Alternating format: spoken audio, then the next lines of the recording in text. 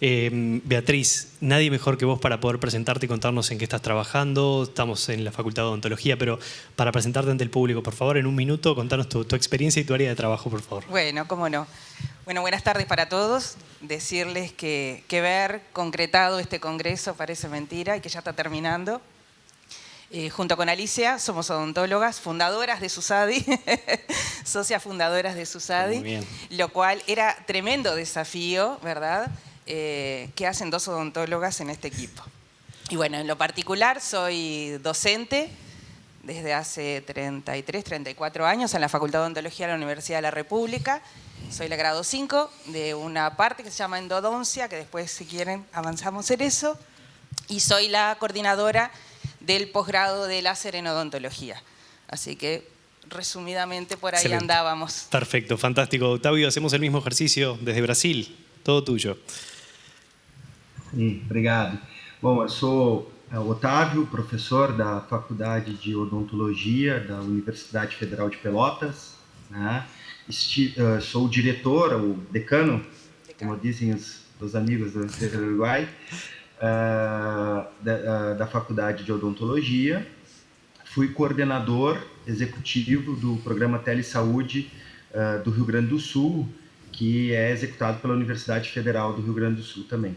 Também atuei como diretor de atenção primária do Ministério da Saúde aqui no Brasil. Muy bien, perfecto. Muito feliz com o convite e estou muito empolgado de estar con ustedes. Fantástico. Arrancamos por Octavio, así lo tratamos bien, que está virtual Octavio. Brasil ha sido pionero en el desarrollo de programas de telesalud y de teleodontología. ¿Podrías contarnos un poco cómo ha surgido esta iniciativa a nivel de la universidad y qué impacto han tenido hoy en la atención al usuario? Sí. Bueno, nosotros temos, como sabem, aqui a odontologia ela está vinculada à atenção primária, né, brasileira. Acredito que isso seja uma coisa de senso comum, que todos conhecem. Especialmente, eu falo muito a partir da saúde pública, porque no mundo da odontologia particular, privada, ainda é mais incipiente, ou seja, está no estágio mais inicial a teleodontologia. A odontologia no Brasil, ela tem uma perspectiva de ela ser, principalmente nesse âmbito da atenção primária, ela é de uma qualidade muito heterogênea e fragmentada. Tá? A gente tem alguns obstáculos importantes, né, com relação a isso, mas a partir da pandemia do Covid-19, nós tivemos uma aceleração do uso de ferramentas, né, de telecomunicação na saúde aqui no Brasil, e especialmente também para a odontologia. Avançando um pouquinho nisso, e vocês podem me interromper se eu estiver sendo muito prolixo, a gente tem trabalhado no Brasil, né, com o conceito de teleconsulta ou consulta remota, telediagnóstico, diagnóstico remoto, né, e algumas outras modalidades, né, para triagem, teletriagem ou para rastreamento de condições de saúde bucal. Tá? Nesse aspecto, a gente tem a instituição lá em 2007 de um programa nacional, né, logo no início da nossa caminhada, do programa Telesaúde Brasil Redes, que começa com um dos núcleos que iniciou toda essa caminhada, foi exatamente na província do Rio Grande do Sul, nas cercanias do Uruguai, e que nós começamos a trabalhar por e-mail, né? Então, eram consultorias remotas, né? Profissional de saúde, profissional de odontologia com profissional de odontologia. A partir de 2013, há um grande investimento e algumas diversificações de serviços, né? Quais serviços passaram a ser implementados, né, e ofertados? Além da consultoria remota, né, ainda escrita, como nos e-mails, mas aí por meio de plataformas oficiais, também uma consultoria para encaminhamentos na atenção especializada. né? Especialmente na área de estomatologia, né? Então, aqueles casos de alterações de mucosa oral ou mucosa bucal, né, que eram encaminhados para um nível especializado, para um nível hospitalar, para atendimento, né, passavam por uma regulação. Então, um profissional de saúde acessava esse encaminhamento, né, do paciente, o encaminhamento era feito de forma escrita, ainda é assim, e verificava se as condições clínicas daquele paciente eram realmente para atendimento a nível hospitalar ou para atendimento a nível da atenção primária, né? Caso não fosse a nível hospitalar, né, esse encaminhamento era negado e então era iniciada uma discussão, né? Depois, mais adiante, eu volto a abordar nisso. Essa discussão era como se fosse uma discussão do caso clínico, né, desse paciente. Também foi iniciado nessa época modalidades de diagnóstico remoto que fazíamos, né, e fazemos ainda, de lesões de estomatologia, no caso da odontologia, né, mas também dermatologia, pneumologia, oftalmologia, que eram feitas à distância, né, através, no caso da estomatologia, né, por foto. Então, o cirurgião dentista, né, na frente do paciente fazia a foto da lesão estomatológica, encaminhava para nós que fazíamos um laudo com um diagnóstico aí preciso da lesão e com uma indicação de tratamento, né? Esses foram, assim, talvez os primórdios. Logicamente que após isso, né, com a pandemia, houve a necessidade de tentar expandir um pouco, né, essas questões a nível de país, e o Conselho Federal de Odontologia autorizou, né, e regulamentou essa consultoria remota que já fazíamos, mas também a questão do monitoramento remoto e orientação remota. O que nós estamos falando disso, né? De que você pudesse entrar em contato com o seu paciente para saber, naquele momento de restrição de circulação de pessoas, que você pudesse entrar em contato com ele para monitorar, às vezes, um caso de dor, às vezes um caso mais crônico, né? Poder conversar com o seu paciente, agendar uma consulta, né, para um momento mais adequado em que se pudesse fazer o tratamento, enfim. Essas questões foram regulamentadas pelo Conselho Federal aqui de Odontologia, mas ele ainda não regulamentou a teleconsulta ou a consulta remota. E não havendo regulamentação, há um entendimento de que isso não é permitido ainda, que o dentista possa fazer uma consulta, né, para o seu paciente de maneira a usar tecnologias de comunicação, tá? Não, pelo menos aos olhos do nosso Conselho Federal de Odontologia. Acho que esses são os primeiros passos que a gente dá, e depois, eu não sei se vocês querem que eu conte um pouco de alguns resultados que nós temos dessa caminhada da teleodontologia no Brasil, ou se preferem fazer outra discussão nesse momento. Y ahora profundizamos un poco en ese punto, que quedemos con ese punto, que ya te lo voy a consultar en minutos. Así vamos uno y uno, virtual, presencial, haciendo las preguntas. Primero me interesa saber, Beatriz, la endodoncia, ¿de qué se trata? Endo es dentro, bien. Doncia del diente. Okay. Dentro del diente. Bien, qué difícil entrar ahí. Los llaman, sí, pero no imposible. Contanos. Generalmente se lo conoce como los tratamientos de conducto, pero es bastante más amplio que eso. Bien. Y es la inmensa mayoría de las consultas. La inmensa mayoría de las consultas que se relacionan con odontología tienen que ver con el dolor. Y un poco el proyecto de teleodontología va un poco asociado a esa experiencia. Estoy segura que si muchos de nosotros pensamos en odontología, odontodiente, pensamos que vamos a hablar de dientes. Bueno, puede ser una parte, pero bastante más que eso. Y eso conlleva, hasta en un sentido económico, gran parte de las arcas públicas, de otros costos asociados, que podemos pensar en el ausentismo laboral, por ejemplo, claro, por causas odontológicas, y nosotros no tenemos las características que tiene Otávio en Brasil. Entonces, ¿por qué en Uruguay tenemos tanta patología acumulada a nivel odontológico? No solo de dientes. También podemos pensar en las mucosas, podemos pensar en cáncer. El 5% de los cánceres se dan en la boca, por ejemplo, y la gente se muere por eso. Podríamos pensar también en todo lo que es enfermedad periodontal, algo que suena raro y que sin embargo se ve asociado a que si una embarazada con enfermedad en sus encías va a tener un bebé prematuro con bajo peso al nacer. Hablábamos de diabetes. Un paciente diabético difícilmente pueda controlar su glicemia si tiene este tipo de enfermedades. Entonces, cuando hablamos de odontología, estamos mencionando algo bastante más que el diente. ¿Y por qué tenemos entonces tanta cantidad de pacientes sin tratamiento correcto? Si tenemos un país pequeño, si tenemos buena accesibilidad en muchos sentidos, se calcula que hay 6.5 millones de líneas de celulares activas en el Uruguay. O sea, tenemos buena conectividad. No tenemos grandes accidentes geográficos. ¿Por qué la gente no accede o accede tarde a consultar? O a patologías que lo llevan a costos y a consecuencias graves. Tengo básicamente 2 casos que no me los olvido a pesar de los años.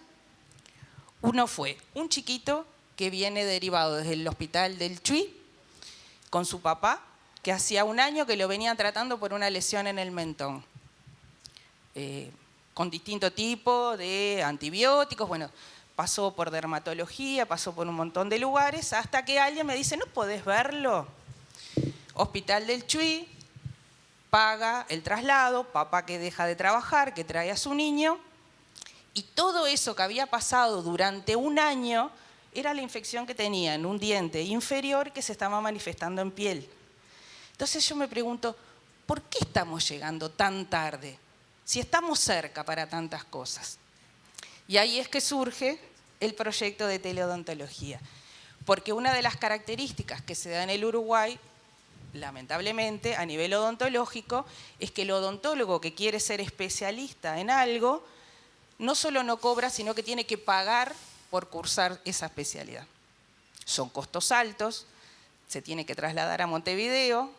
La Facultad de Odontología de la Universidad de la República concentra las 9 especialidades que hay en odontología y eso requiere un montón de apuestas que no todos los profesionales pueden hacerlo.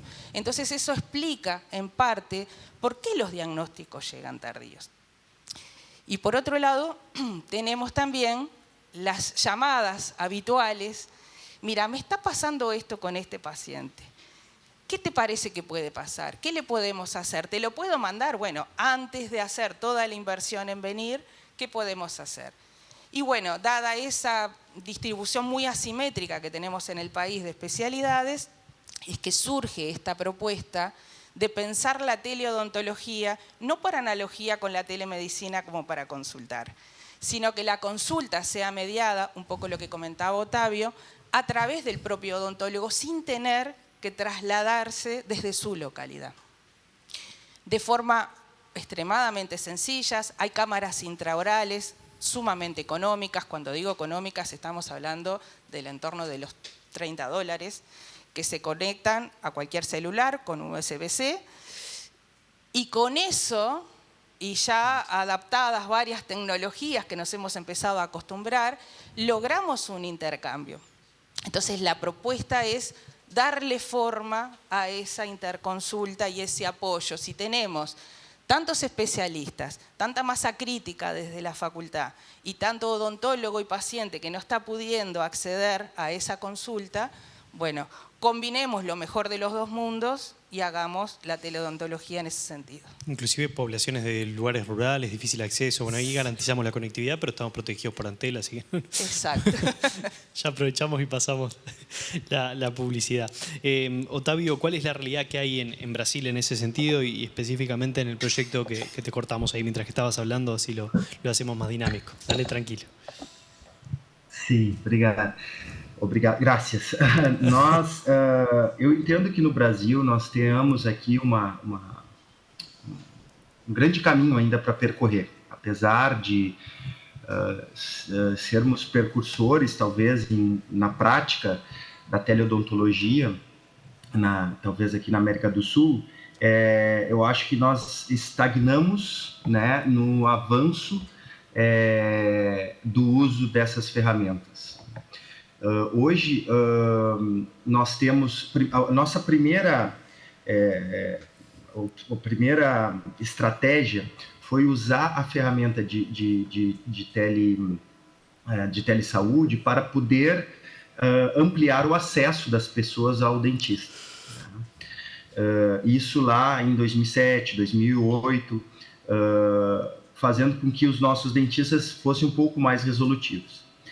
Mas hoje nós temos, trabalhando na atenção primária brasileira, mais de 32 mil equipes de saúde bucal, né? 32 mil cirurgiões dentistas. É um número expressivo, né? E nós ainda temos um grande desafio com relação à qualidade do que é feito. Né? Então, para mais do que ampliar o acesso, o Brasil precisa aprender a utilizar melhor as ferramentas de telesaúde para poder qualificar, né, o atendimento odontológico para a nossa população. O Brasil é um país muito grande e com imensas desigualdades. Né? Nós temos regiões extremamente desenvolvidas e regiões extremamente subdesenvolvidas do ponto de vista social. As desigualdades sociais são significativas e também são significativos, né, a forma como a concentração de doenças em algumas regiões, né, especialmente nas populações mais pobres do nosso país. Bom, o que nós temos hoje de casos, né, que a gente considera, ou que eu posso considerar para vocês, que é um sucesso, né? O telediagnóstico ou diagnóstico remoto na área de estomatologia, né? A estomatologia, a gente está falando aqui, por exemplo, de casos de alta malignidade, por exemplo, como câncer de boca. Então, hoje, o dentista que atua na atenção primária, o dentista generalista, ele tem pouca capacidade no Brasil, tá? E esse é um entendimento pessoal, né? Entendimento meu, individual, de resolver esses casos, inclusive de diagnosticar esses casos.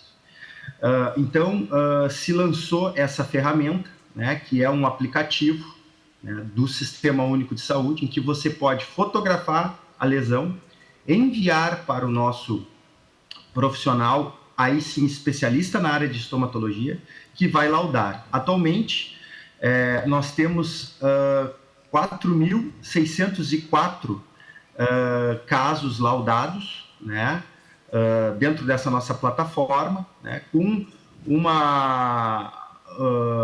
percentual de 62% desses casos com diagnóstico assertivo e com a resolução feita em nível de atenção primária, né? Então, a gente evitou o encaminhamento para o hospital. Então, a pessoa conseguiu resolver o seu problema de saúde bucal de forma precoce, né? O seu problema estomatológico, o seu problema de lesão de boca, né? De forma precoce e perto da sua casa, tá? Em média, são respondidos aí, vem sendo agora respondido em torno vem sendo laudados em torno de 500 casos por ano. Ainda é um número muito baixo, o que representa um pouco também da nossa dificuldade, né, de fazer com que os colegas possam usar de maneira mais recorrente, né, essa ferramenta, essa tecnologia que está à disposição deles e que é financiada com recurso da sociedade, né? A gente tem também um número muito importante em torno disso de teleconsultorias na mesma especificidade, né, que é da estomatologia, em que, como eu comentei com vocês anteriormente, né, a gente avalia se o encaminhamento foi bem realizado pelo dentista para o atendimento a nível hospitalar, né? Quando o caso não é, né, bem encaminhado, seja porque faltam dados, ou seja porque é possível resolver aquela lesão a nível de atenção primária, a nível local, nós fazemos o contato, e esse contato através do telefone realmente. Né? Numa análise feita num período comparando um ano antes de implementar esse serviço, né, usando então plataformas de telesaúde e um ano depois de implementar esse serviço, nós observamos uma redução da fila de espera para atendimento com um especialista. Então, aquelas pessoas que realmente têm casos graves, né, e estavam aguardando quase 212 dias, né, para uma consulta com um especialista, conseguiu-se resolver isso, né, no primeiro ano de implementação.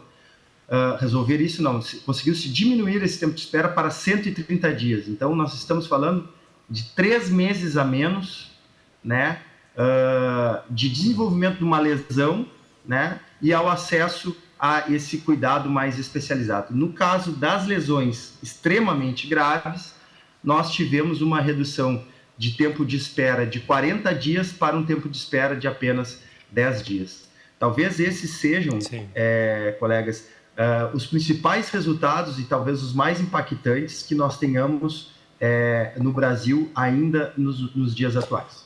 Felicitaciones, Otavio, por ese trabajo, de verdad es una cifra muy importante. Beatriz, hablamos un poco de los beneficios de este proyecto que vienen trabajando para el usuario, pero los estudiantes también se pueden ver beneficiados de todo este proceso, ¿no? Para empezar a aprender y contar un poco más sobre ese punto. Sí, sin duda. Cuando uno aprende cualquier cosa, creo que cualquiera de los cursos que hemos hecho, difícilmente nos recordemos todo lo que aprendimos. Dentro de la curva de aprendizaje está el saber ocupa lugar, eso es una mala noticia. Literalmente ocupa lugar. Entonces elegimos, según lo que más utilizamos en nuestras prácticas, en nuestras consultas, lo que solemos volver a traer es el conocimiento que retenemos. Y está lo que se llama la curva del olvido. Eso, si no se aplica, para los especialistas es muy frecuente ver siempre los mismos casos, pero para el que no se enfrenta a ese sistema de decisiones, no tiene por qué tenerlo presente. Y eso es un gran recurso para recuperar conocimiento, tanto para los estudiantes de grado como para los de posgrado, además de lo que se llama obsolescencia del conocimiento. Hay conocimiento que deja de ser útil para sobrevivir como especie. Hay conocimiento que ha avanzado de tal forma que ha erradicado otro tipo de conocimiento. Y esto de estar en contacto actual, retomando los casos a punto de partida del paciente, que por supuesto que el beneficio para el paciente entendemos que es muy alto, el beneficio para el país también lo es por los costos que hablábamos. A diferencia de lo que comentaba Otavio, Uruguay tiene una muy buena proporción de profesionales odontólogos, en el entorno de 3.800, o sea que la distribución, la proporción que tenemos con la población está dentro de los estándares internacionales y sin embargo, a pesar de eso, estamos llegando tarde con muchos diagnósticos. A propósito de lo que comentaba Otavio, hay un programa que se llama Sacale la lengua al cáncer. Muchas veces el cáncer se aloja en la lengua y el diagnóstico es tardío y los pacientes se mueren. He hecho el cuento corto, ¿no? Y eso se pudo haber evitado mucho antes con educación o con la interconsulta oportuna. Así que además de lo que pueden ser costos indirectos, que hablábamos anteriormente, gente que deja de ir a trabajar, niños que dejan de ir a la escuela, por los temas odontológicos, como puede ser dolor, o porque no quiero que me vean sin este diente, también, que son cosas que a veces no se tienen en cuenta y que hacen a la vida en sociedad. Así que creo que todo eso tiene una riqueza muy especial para el paciente, para el vínculo con el paciente, para acercar al usuario al servicio de salud, porque justamente los nodos que tenemos en el interior van a ser ese punto de referencia para poder hacer la interconsulta, además de todo lo que puede generar la estadística al respecto, por ejemplo, cuáles son las interconsultas que más se dan, la estacionalidad en ese tipo de cosas. Hay una fija que es los miércoles de noche, papi fútbol, siempre hay un traumatismo asociado a esta zona. Y los domingos de madrugada, imagínense, también, sí. Sobre todo en verano. Las botellas de cerveza, yo me lo estaba pensando. Sí, o alguien más efusivo, de repente en los intercambios, algún golpe de puño a veces hay. Gente problemática, estamos muy lejos de eso. No, nosotros seguro que sí. Y bueno, y las vacaciones que conllevan deportes al aire libre, niños jugando en bicicleta.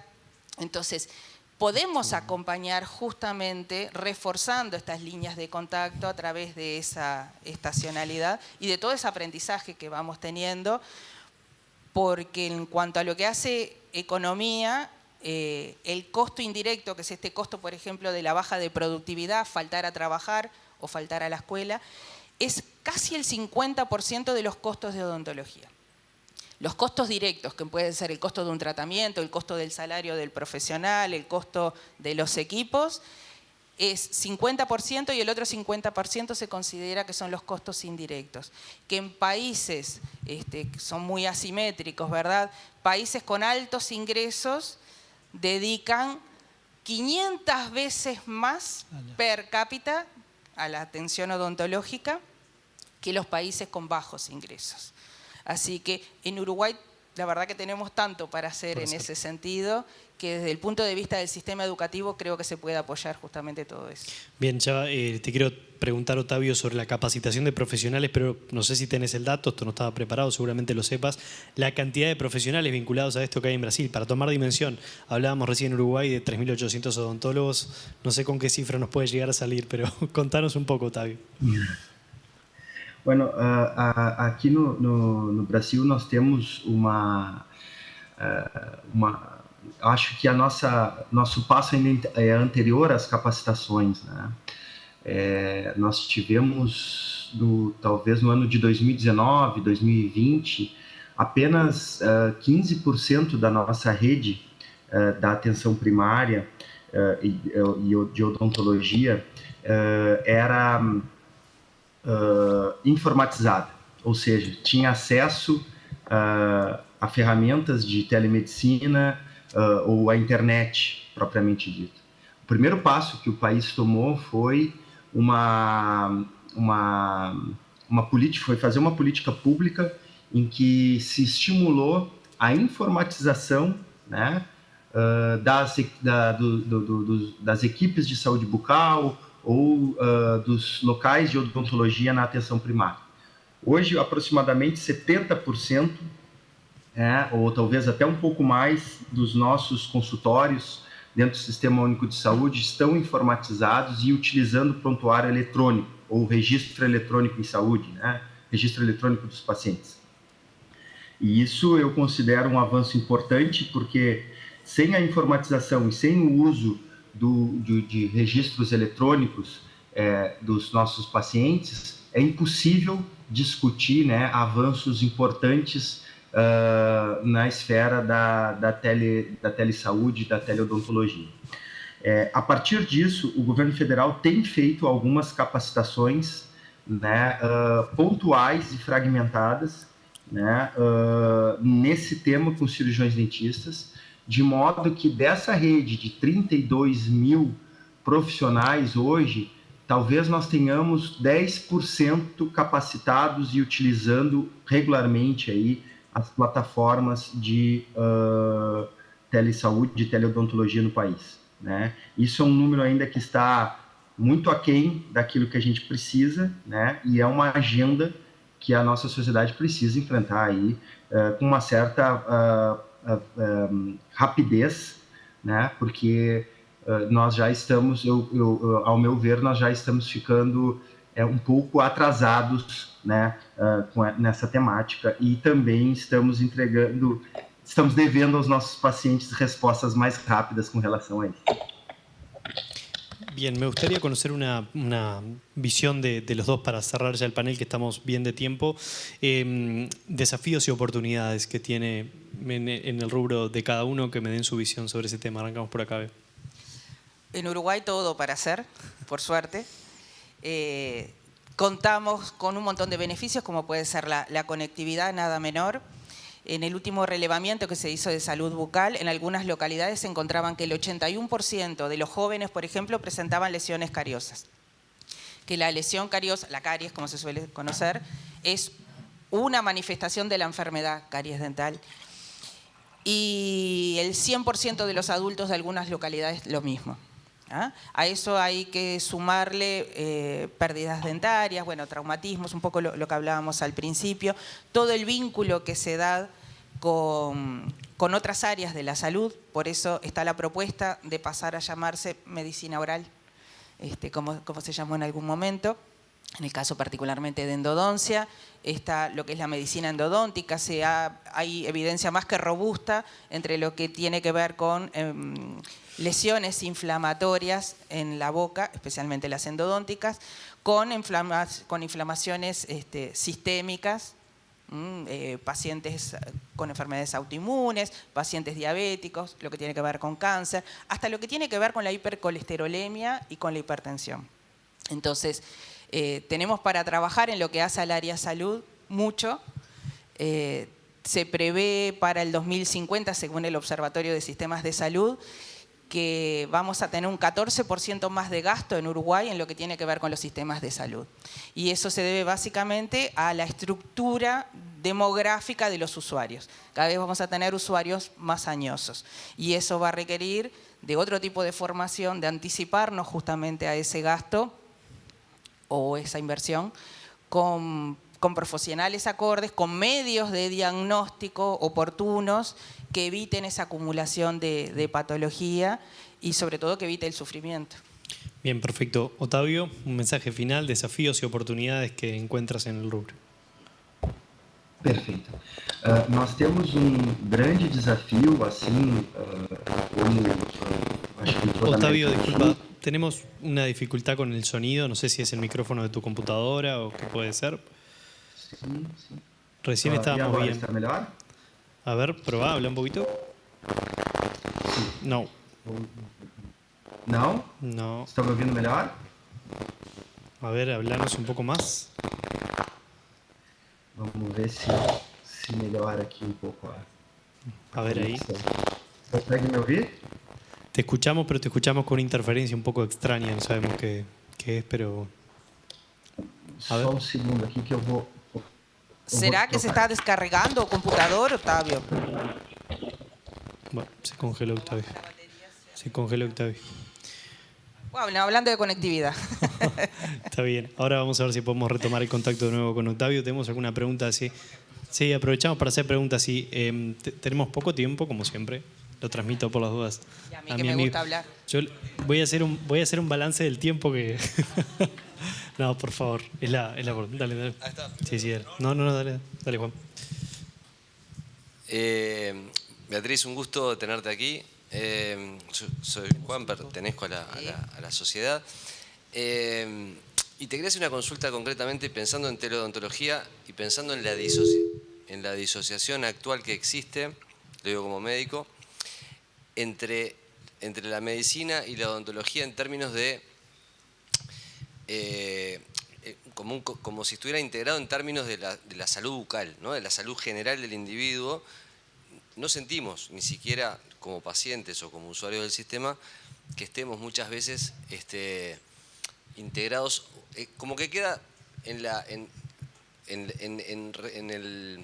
responsabilidad de cada uno de tener de ir al odontólogo, porque estamos hablando de prevención, específicamente estás hablando de prevención, entonces notamos esa disociación. Nosotros trabajamos hace un tiempo atrás tratando de integrar conceptos, el conjunto mínimo de datos en la historia clínica, parte del registro integrado como forma de eso, no terminó evolucionando. Entonces, te pregunto específicamente, ¿no hay forma, por ejemplo, si bien están de retén muchas veces algunas instituciones, no está sistemáticamente, por ejemplo, en puerta de emergencia frente a traumatismos o determinadas cosas concretas, de tratar de utilizar la teleodontología como para aproximar o integrar en determinadas circunstancias a nivel de los prestadores, pero a nivel del Sistema Nacional Integrado de Salud, porque como que las prestaciones odontológicas siempre están bastante relegadas dentro de las prestaciones comparados con el resto de las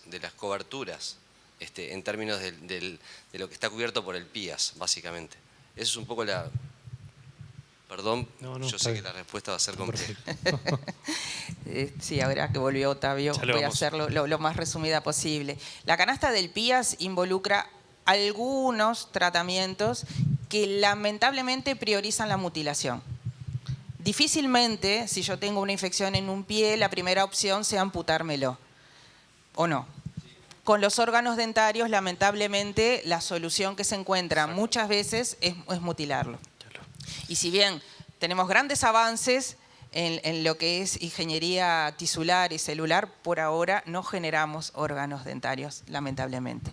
Entonces, creo que si contemplamos que nace, el 10% de las consultas que se da en ACE tienen que ver con odontología, ya sea que lo atienda o no un odontólogo. Si todo el personal de salud estuviera alineado para incorporar un poco lo que decíamos, tengo un paciente que es diabético, con enfermedades en las encías, que yo sé que no va a controlar su glicemia hasta que no controle lo otro y viceversa. Bueno, es empezar a unir, si tenemos profesionales, tenemos el conocimiento, tenemos que empezar a pensar fuera de la caja en cómo unir, y el espíritu de la teleodontología, por lo menos a través de este proyecto, es así tal cual tú lo comentaste. En vez de tener esa consulta que generalmente se da por vínculos personales, bueno, formalicemos, démosle forma, sistematicemos la consulta. El hecho de, por ejemplo, de tener el posgrado de láser en odontología hace que veamos una heterogeneidad de pacientes oncológicos que desarrollan mucositis, pacientes con Sjögren, distintos tipos de necesidades, pacientes con lesiones herpéticas, parálisis faciales. Empecemos a pensar que la diversidad que se da y los motivos de vínculo son enormes. Así que, bueno, es empezar a darle forma justamente a esa interconsulta. Bien, Beatriz, ya vamos a abrir espacios a preguntas. Quiero que Octavio, que retomamos el contacto, haga un resumen final de una pregunta que quedó pendiente y ya le hacemos la consulta. Octavio, a ver si te escuchamos bien ahí. Desafíos y oportunidades había quedado planteado y empezaste a hablar y no sé qué fue lo que sucedió, pero a ver bueno, ahora sí, dale. Problemas de conectividade em Brasília. João, mira, nossos desafios passam justamente pela essa infraestrutura, né? Essa conexão, acesso a uma conexão desigual nas nossas consultórios odontológicos, que precisamos melhorar, especialmente nas regiões rurais e ribeirinhas, né? Por exemplo, na região da Amazônia, a nossa capacitação profissional para utilizar as ferramentas já permitidas no Brasil, mas também aquelas que estão avançando rapidamente, principalmente a partir dos últimos 2 anos, inclusive quando, né, falando de o uso de inteligência artificial, né, para a odontologia. Precisamos avançar nos aspectos éticos legais, a cultura dos nossos pacientes, porque, vejam, você ser atendido por uma máquina, mesmo que mediada pelo ser humano, ainda é, pelo menos no Brasil ou nas menores cidades brasileiras, uma coisa muito difícil dos nossos pacientes aceitarem, né? Você tem um encontro virtual, né, com o seu profissional de saúde, com o seu dentista, com o seu médico, com o seu psicólogo, ainda é uma barreira para aquelas pessoas que moram no interior do nosso país. E nós precisamos, né, avançar muito, principalmente rapidamente, na questão da consulta, da regulamentação da consulta remota.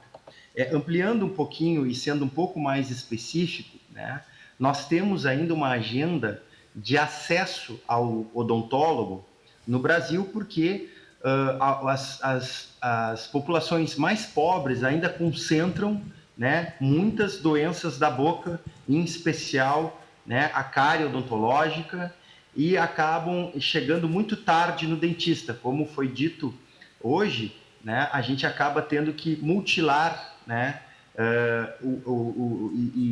e extrair o dente desse paciente, porque já não temos tantos recursos à disposição para fazer algo mais reparador, né, da função e da estética desse paciente. Bom, o que nós estamos falando? Fazer triagem, né, dos pacientes, né, usando ferramentas já de teleodontologia. Hoje, nós temos estudos bastante adiantados no mundo inteiro, em que a gente pode tirar uma foto da boca dos dentes, né? Tirar uma foto da situação, e conseguir fazer uma classificação de risco daquele paciente. Ora, é perfeita essa análise feita pela inteligência artificial? Não é, né? Depende que algum profissional vá até a casa da pessoa e tire a foto, ou que a pessoa use algum guideline, né, de como tirar uma foto da sua própria boca? Sim, depende. Mas ele serve muito para organizar a agenda de consultas do dentista. Então, quem tem prioridade? Para quem que... se eu sou responsável por 1.000, 2.000, 3.000 pessoas, né, eu preciso saber quem eu atendo primeiro, né? E isso é uma tecnologia que o Brasil precisa avançar e rápido, né, para que a gente possa colocar em uso em benefício da nossa população. Nós também usamos aqui diretrizes clínicas, né, para tomada de decisão clínica do odontólogo ou do dentista, né, junto ao seu paciente. Hoje, né, nós já temos em alguns locais do mundo, né, algumas inteligências artificiais que auxiliam o profissional, né, na conduta clínica. Então, assim, bom, você chegou ao diagnóstico e sabe que é uma cárie profunda, né? Bom, então qual é a melhor conduta clínica para o meu paciente que tem, além dessa cárie profunda, uma diabetes? E a inteligência artificial, com base na diretriz clínica que foi desenvolvida com a melhor evidência científica disponível, vai te dar alguns passos para que você possa tomar a sua decisão e ser mais resolutivo, vai qualificar aquela consulta né, que você está oferecendo para o seu paciente. Otávio. A mesma coisa... Desculpe. Disculpa, no, tenemos muy poco tiempo, ya estamos sobrepasados 20 minutos de panel. Claro, disculpas. Tenemos alguna pregunta acá que del público y ya vamos redondeando. Adelante. Oi, Otávio, tudo bem? Eu só tenho 2 minutos para te fazer uma pergunta e um comentário, viu? Minuto. 1 minuto, ela fala que tem 1 minuto. Olha só, em nosso país, nós já temos liberado, a causa da lei, aquele que você ainda não tem, de não um dentista com um doente, sino um dentista com um doente só, ou um dentista com um doente e um enfermeiro em lugares remotos.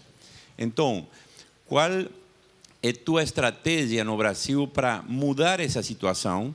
Porque, obviamente, você tem muito dentista no interior, mas tem regiões no interior que ainda não vai chegar aquele dentista e que você poderia, como a gente faz aqui com um tutorial, tanto para gravar um vídeo ou enviar fotos e fazer atendimento sincrônico, não assincrônico, sincrônico, de doentes que têm problemas odontológicos em termos reais.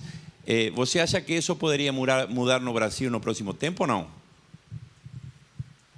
Excelente pergunta. Quero agradecer. No começo da sua fala, até pensei que você fosse brasileiro, falando muito Indiana bem Jones. aí o português. Mas acho que nós temos uma grande dificuldade. Essa experiência uruguaia é muito interessante. A Austrália faz isso na região dos povos originários, dos aborígenes também, com técnicos, né, orientados pelos dentistas à distância. Acho que no Brasil nós vamos ter que caminhar para essa situação. O nosso grande desafio são os conselhos regionais e federais. Isso aí. Só uma coisa. Exatamente. Nosso país é Argentina e é no norte da Argentina e que trabalhamos com comunidades indígenas também lá. Ah, que incrível. Não conheço. Vai ser um prazer também depois conhecer melhor essa experiência, viu? Vou atrás de vocês. Com muito prazer.